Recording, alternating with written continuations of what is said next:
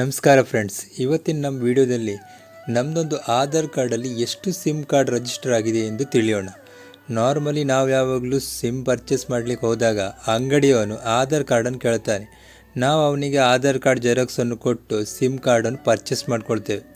ಆದರೆ ಆ ಆಧಾರ್ ಕಾರ್ಡ್ದಿಂದ ನಮ್ಮದೇ ಸಿಮ್ ಕಾರ್ಡ್ ರಿಜಿಸ್ಟರ್ ಆಗಿದೆಯಾ ಅಥವಾ ಬೇರೆ ನಂಬರು ಆಗಿದೆಯಾ ಎಂದು ತಿಳಿಯೋಣ. ಇದನ್ನು ನೋಡಲಿಕ್ಕಾಗಿ ಸಿಂಪಲ್ ಆಗಿ ನಿಮ್ಮ ಕ್ರೋಮ್ ಬ್ರೌಸರ್ ಓಪನ್ ಮಾಡಿ. ಅದರಲ್ಲಿ TAPCOP ಅಂತ ಟೈಪ್ ಮಾಡಿ ಸರ್ಚ್ ಮಾಡಿಕೊಳ್ಳಿ.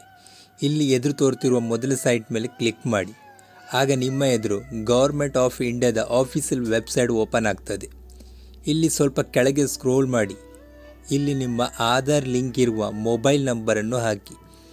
ಹಾಗೆ ಇಲ್ಲಿ ತೋರಿಸಿದಂತೆ ಕ್ಯಾಪ್ಚರನ್ನು ಫಿಲ್ ಮಾಡಿಕೊಳ್ಳಿ. ಆಮೇಲೆ ವ್ಯಾಲಿಡೇಟ್ ಮೇಲೆ ಕ್ಲಿಕ್ ಮಾಡಿ. ಆಗ ನಿಮ್ಮ ಮೊಬೈಲ್ ನಂಬರ್ಗೆ ಒಂದು OTP ಬರುತ್ತೆ.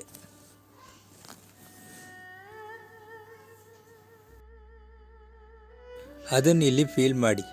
OTP ಬರಲಿಕ್ಕೆ ಸ್ವಲ್ಪ ಟೈಮ್ ತಗೊಳ್ಬೋದು. ಆಮೇಲೆ ಇಲ್ಲಿ ಲಾಗಿನ್ ಮೇಲೆ ಕ್ಲಿಕ್ ಮಾಡಿ. ಈಗ ನೋಡಿ, ನನ್ನದೊಂದು ಆಧಾರ್ ಕಾರ್ಡಲ್ಲಿ 4 ಸಿಮ್ ಕಾರ್ಡು ಪರ್ಚೇಸ್ ಆಗಿದೆ.